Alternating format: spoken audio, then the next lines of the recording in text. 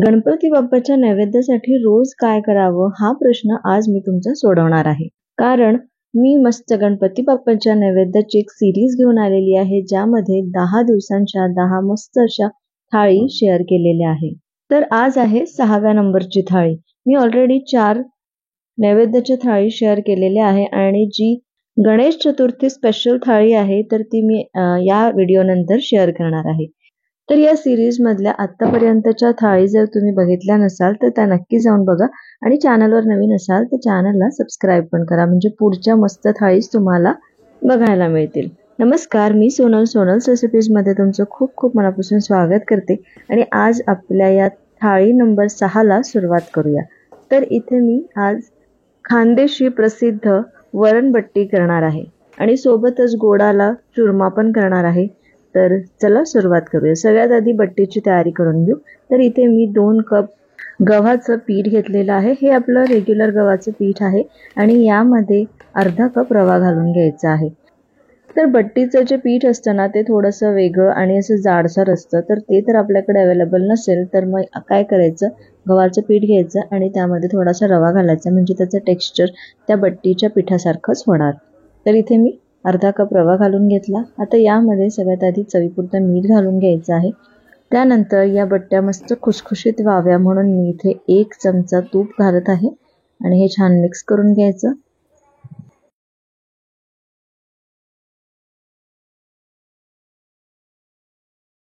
हे बघा, तूप आणि मीठ हे छान मी मिक्स करून घेतलं पिठामध्ये सगळ्यात आधी. आता नॉर्मल पाण्याने आपण हे मळून घेऊ. आता हे मळताना थोडंसं आपल्याला घट्टसर मळायचं आहे. जसं आपण चपातीचं पीठ मळतो त्यापेक्षा थोडं घट्ट ठेवायचं आहे. आता हे मळता मळताच मी यातला थोडासा भाग घेतलेला आहे, जसा एक मोठा गोळा, अगदी चपातीपेक्षा थोडासा मोठा, म्हणजे त्यामध्ये 2 चपात्या होईल इतका एक घट्ट गोळा घेतला आणि त्याला मी बाजूला ठेवलेला आहे. कारण यामध्ये आपल्याला कुठलेच फ्लेवर्स ऍड करायचे नाहीये, फक्त मीठ आणि तूप ऑलरेडी मी ऍड केलेलं आहे, कारण त्याचं आपल्याला बनवायचं चुरमा. आता बाकीचं जे पीठ आहे त्यामध्ये मी पाव चमचा जिरे आणि पाव चमचा ओवा यामध्ये घातला. हे छान मिक्स करून घ्यायचं आहे. तुम्हाला धणे वगैरे आवडत असेल तरी तुम्ही घालू शकता. आता आमच्याकडे त्याचा फ्लेवर आवडत नाही म्हणून मग मी घातलेला नाहीये. तुम्ही थोडेसे धणे असे गरम करून क्रश करून पण यामध्ये घालू शकता. हा सगळा गोळा छान तयार करून घेऊ आणि याला रेस्ट करायला बाजूला ठेवून देऊ. आता आपण या वरणबट्टी मधलं जे वरण आहे ते तयार करून घेऊ. त्यासाठी मी इथे अर्धा कप तुरीची डाळ घेतलेली आहे. ही 2 ते 3 पाण्याने स्वच्छ धुवून घेऊ.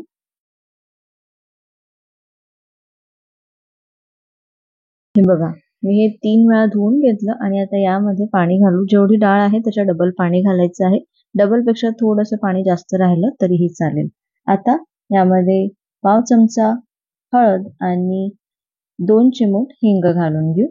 आता या डाळीमध्ये 1 चमचा तूप घालू, कारण तुपाने एक तर डाळ शिजेल पण आणि जर ऍसिडिटी वगैरे होत असेल तर तो त्रास कमी होतो. कारण काही जणांना तुरीच्या डाळीने ऍसिडिटी होते, पित्त होतं, तर ते पण या तुपाने थोडंफार कमी होणार आहे. कुकरमध्ये सुरुवातीला मी 1 ग्लास पाणी घातलं, त्यामध्ये जाळी ठेवलेली आहे आणि हा जो डाळीचा डबा आहे तो त्यावर ठेवलेला आहे आणि 3 शिट्ट्या आपल्याला काढून घ्यायच्या आहे मोठ्या गॅसवर आणि त्यानंतर 10 मिनिटं याला कमी गॅसवर शिजत ठेवायचं, कारण डाळ शिजायला थोडासा वेळ लागू शकतो, म्हणून थोडंसं जास्त वेळ ठेवलं तरीही चालेल.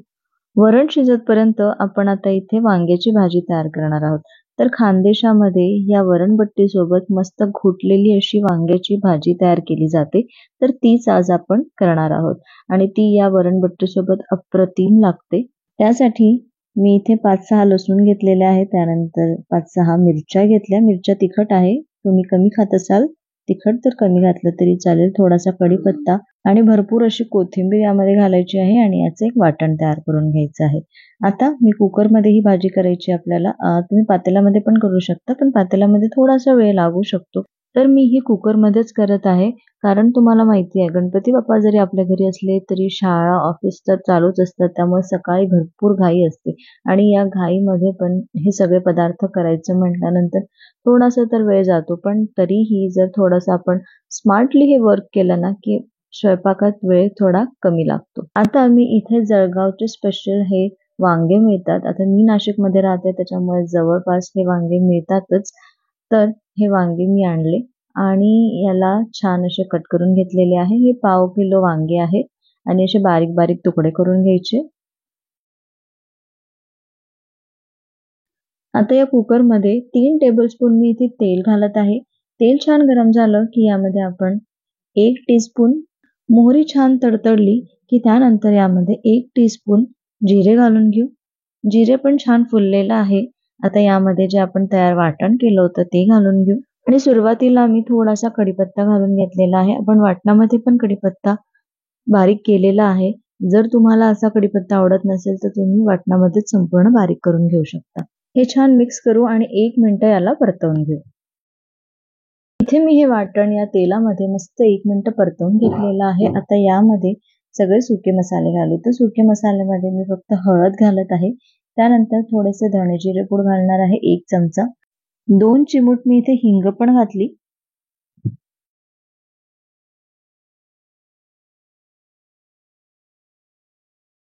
आता यामध्ये आपण जे चिरून ठेवलेले वांगे आहे ते घालून घेऊ आणि छान मिक्स करून घेऊ.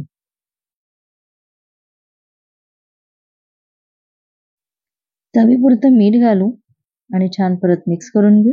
आता यावरती झाकण ठेवून मी हे 2 मिनिटं असंच शिजत ठेवणार आहे. इथे 2 ते 3 मिनिटं झालेली आहे आणि वांगे थोडेसे आपल्याला रंग बदललेला दिसत असेल. आता यामध्ये आपल्याला पाणी घालून घ्यायचं आहे आणि जितपत आपल्याला कन्सिस्टन्सीची भाजी असायला पाहिजे तिथपर्यंत पाणी घालायचं आहे. तर मी इथे 1 कप पाणी घालत आहे. तर मी 1 कप पाणी या मिक्सरच्या पॉटमध्ये घालून घेतलं आणि आता हे पाणी यामध्ये घालून घेऊ. हे मिक्स करू आणि या कुकरचं झाकण लावून मीडियम गॅसवर 2 शिट्ट्या काढून घेऊ.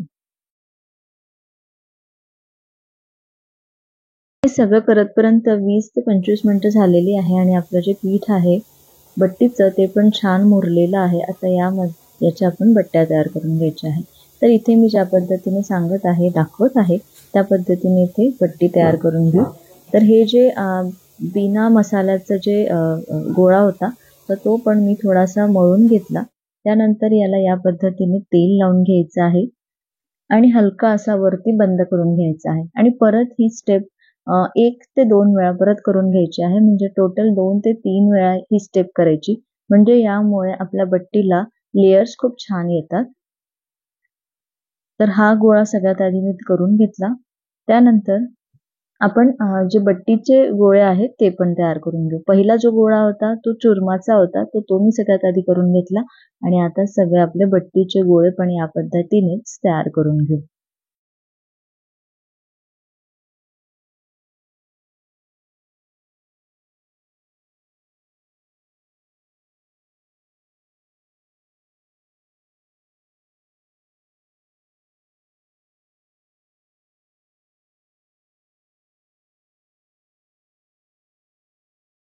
हे बघा इतक्या प्रमाणात आपले 7 ते 8 बट्टी तयार होतात. आता आपण हे वाफवून घ्यायचं आहे. तर वाफवण्यासाठी मी इथे स्टीमरला सगळ्यात आधी गरम करून घेतलं. त्यामध्ये पाणी घालून घेतलेलं आहे. आता हे बघा हे छान गरम झालेलं आहे.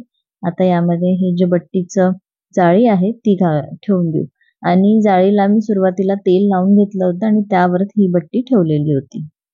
म्हणजे ती त्याला चिटकणार नाही आणि जेव्हा आपण हे काढू तर इझिली निघेल.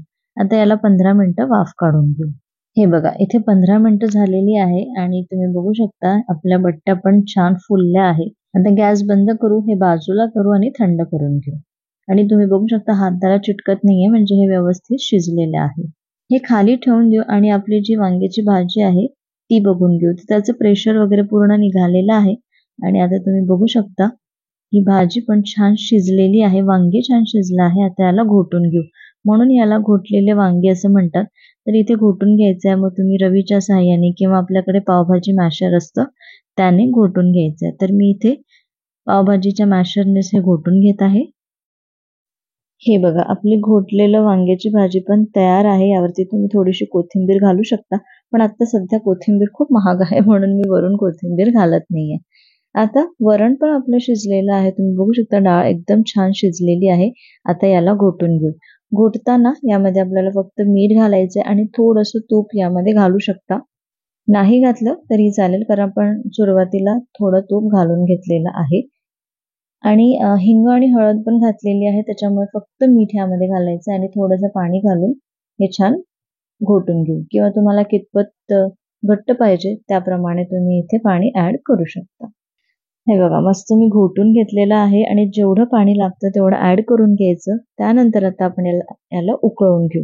तर इथे मी गॅसवरती उकळून घेत आहे आणि समोर इथे तेल गरम करायला ठेवलेलं आहे, कारण आपल्याला बट्टी ही तळून घ्यायची आहे. तर बट्टी तळताना काय करायचं, त्याला सुरुवातीला कट करून घ्यायचं आहे. तर त्याला 4 भागमध्ये मी असे कट करून घेत आहे. हे बघा, मी तुम्हाला दाखवते. असेच मी सगळे कट करून घेतले आणि आता आपण तळून घेऊ. तळताना मीडियम गॅसवर तळायचं आहे आणि तेल छान गरम असायला पाहिजे.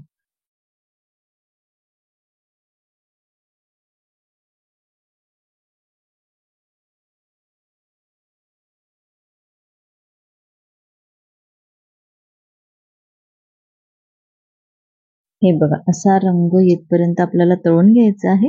आता हे काढून घेऊ आणि चुरमा करण्यासाठी जी आपण बट्टी ठेवलेली होती ती पण अशी या पद्धतीने कट करून घेऊ. हे बघा, सगळ्या बट्ट्या मी अशा तळून घेतलेल्या आहे आणि जी चुरमाची आहे तर ती आता अशी कट करून मिक्सरला बारीक करून घ्यायची आहे.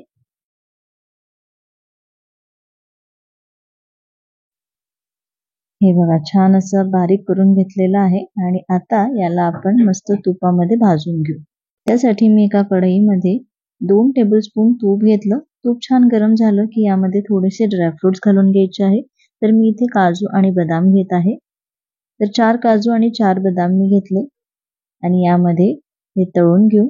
तुपामध्ये 1 मिनिट मी तळून घेतलं. तर यामध्ये जे आपण बारीक करून घेतलेलं होतं चुरमा तो यामध्ये घालून घेतलेला आहे आणि तो पण 2 ते 3 मिनिटं याला भाजून घेऊ. मी इथे बाजूला मिक्सरच्या पॉटमध्ये 2 टेबलस्पून साखर घेतली. या साखर सोबतच मी इथे 2 वेलची घातलेली आहे. ही बारीक करून घेऊ आणि ही बारीक केलेली साखर आपल्याला या चुरम्यामध्ये घालून घ्यायची आहे. परत हे 2 मिनिटं छान मिक्स करून घेऊ आणि मस्त परतवून घेऊ तुपामध्ये. आपला हा जो चुरमा आहे तो छान तुपामध्ये परतवून झाला आहे. साखर पण छान मिक्स झालेली आहे. आता हे आपण गॅस बंद करू आणि आपल्या या नैवेद्याच्या थाळीचे सगळे पदार्थ तयार झालेले आहे. आता आपण थाळी सर्व करू. बघा, किती मस्त आपली ही थाळी तयार झालेली आहे आणि ही बट्टी किती छान लेअरवाली झालेली आहे, खुसखुशीत झाली आहे.